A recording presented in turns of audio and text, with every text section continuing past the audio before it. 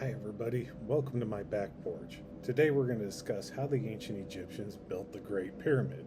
According to Egyptologist, Khufu is the pharaoh who ordered its construction. In order to get it going, he needed an architect, an engineer, and a general contractor. Luckily, he had all three in his vizier Hemiunu. For those who don't know, a vizier is a prime minister, or if you're a Game of Thrones fan, he would be the king's hand.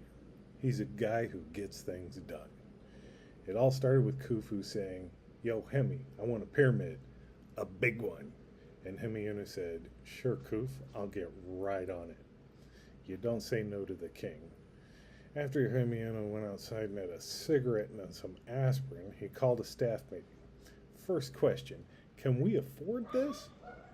And now a little about Egyptian finances. They didn't have money. It was a barter system, and the currency was agricultural products. They were lucky. If you could pick a place to start a civilization from scratch, the Nile Valley was perfect. Every year, like clockwork, the Nile flooded for 3 months, depositing fertile silt on the farmlands. Along the river, there were meters built to gauge the height of the flood. The height told them how much land could be suitable for farming, and they could estimate the crop yields. With this, they could calculate tax revenue for the year. Taxes being a percentage of farmers' crops at harvest, including livestock. In addition to that, the temples and the government owned large amounts of farmland. Because the soil was so fertile, Egypt generated surpluses every year. When a nation produces way more food than it needs, large amounts of the population doesn't have to be involved in agriculture. This allows other things such as professional military, artisans, skilled tradespeople, manufacturing, merchants, and general labor. Large surpluses also allowed trade with other nations. They got raw materials such as wood from Lebanon or valuable resource in Egypt, spices, oils, goods, and of course gold and silver. During Khufu's reign, they were having massive surpluses, so money was no object. After plans were approved, they needed to hire workers, skilled stone workers, and general labor. The first order is site prep. Support structure had to be built, such as a small city, which has been discovered and is being excavated today. It served as an administration and food storage, similar to a modern construction site trailers. These buildings were made of mud brick, so quick and easy to put up. Now, a common misconception is that slaves built the pyramids. This isn't true. They were paid employees. From what we know, they were very well paid. They were given all the food they needed, including meat. They got clothes, a place to stay, a comprehensive medical plan, no copay, free prescriptions, and no charge for magical spells. Oh, and also beer. Lots of beer. There was also a burial insurance plan. If you died working on the pyramid, you got buried on site with the nobility. This was like getting a first-class upgrade on Emirates to the afterlife. It was a big deal to the average Egyptian, and Egyptologists found many that took advantage of this plan. It's also believed that during the Nile flood, more people will come up to work on the project, possibly motivated by a tax cut. So they get workers hired and start site prep, leveling the foundation, building the harbor, the support structures, and whatnot. Estimates are between 10,000 and 30,000 workers full-time. We'll split the difference and say 20,000. The next step is ordering the materials. They used 3 types of stone in the pyramid. The first type is the bulk of the pyramid, which was limestone that was quarried right there on site.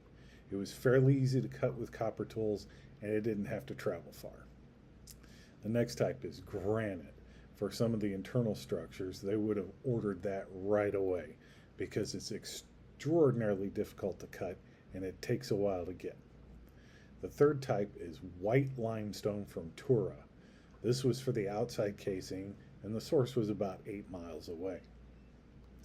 I think they would have started cutting the stone right away while the foundation was being prepped. Now, one thing they were really good at was organization. Each day when the workers walked in, everyone knew exactly what had to be done that day, from the beer brewers all the way up to the overseers. They would have had quotas for stone placement and bonuses for exceeding the quota. We actually know about this from writing, and it was specifically more beer. It was probably motivational to the overseer say, "That's one extra block. We're getting effed up tonight." Now, the bulk of the pyramid, namely the limestone core, would have gone quicker than you think. You see, the precision stonework that's in the pyramid is kind of overstated. Although the outer casing stones, the granite chambers, and the finished passages were precisely cut stones, the bulk of the core of the pyramid was unfinished blocks, not really precise. It seems to me that they told the quarry and cut them about yay big and then trimmed them if needed when the blocks were brought up. If you look at pyramid pictures today, because the casing stones are gone, you can see those blocks aren't super uniform. Another question is, how did they get the stones up the pyramid? A ramp would make sense up to a certain point, but any higher and it requires more material and labor than the pyramid itself. A ramp that spirals around the outside of the structure is possible, but it wouldn't be structurally sound. There's a theory put forth by a French architect named Jean-Pierre Houdin. He actually retired and spent a decade of his life researching and trying to solve this mystery. He theorized that they built a spiral ramp inside the pyramid and they closed it off when they were done. At the corners, it would have been open so that something similar to a shadoof was used to lift and turn the stones. And a shadoof is a counterweight device used for thousands of years to lift buckets of water out of the Nile for irrigation. They still use it today.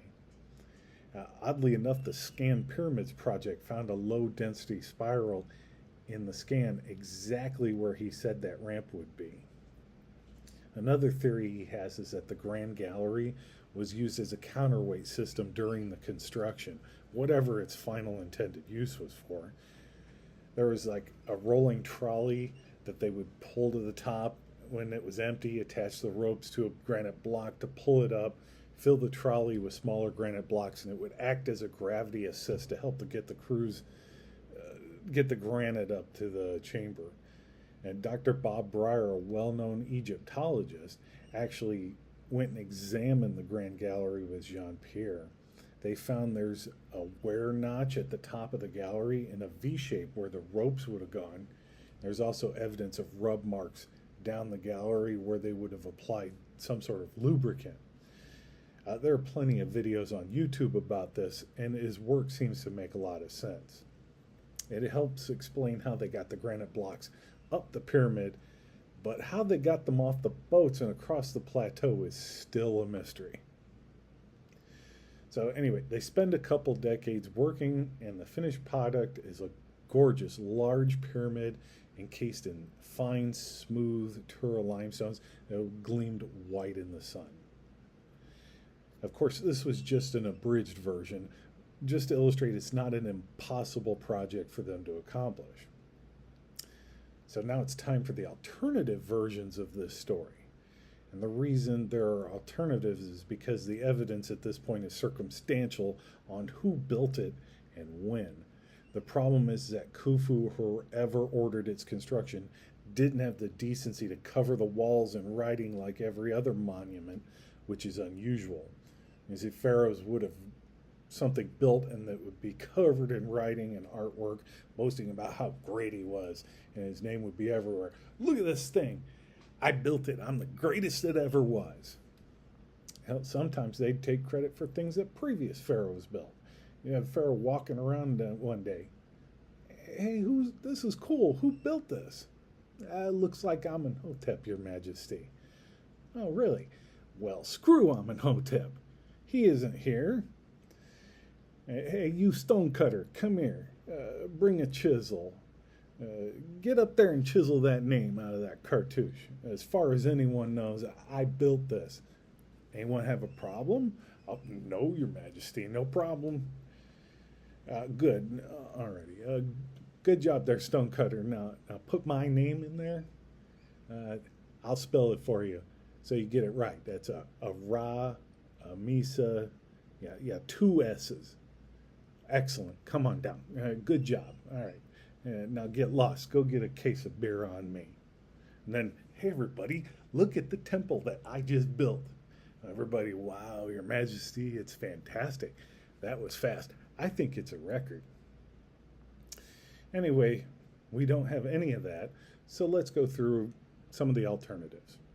The first one is that the pyramid was partially built by an earlier pharaoh or unknown civilization, and Khufu finished it.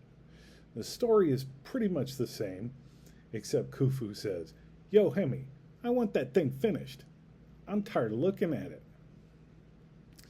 So the next version is that the pyramid was already built by an unknown older civilization, and it was in disrepair. And then Khufu restored it. Not out of the question, they routinely restored ancient buildings in the ancient times. So the story is still basically the same, except in this case, Khufu says, "Yo, Hemi, that pyramid looks like crap. I'm tired of looking at it. Give it a facelift." And we'll move on to the last theory. It was aliens. I got nothing else on that one. Anyway, this is just my first video, just trying to get used to it, tell a basic story before I start talking about other stuff more in depth. I have another video coming up talking about the mysteries and controversy of the Giza Plateau. That's going to be a lot of fun. This is just a simple story on how they built the pyramid, or at least how Egyptologists say it went. If you enjoyed it, hit like. Also, please subscribe so we can talk about more stuff on my back porch. I'm trying to have some fun. Thanks for watching until the very end.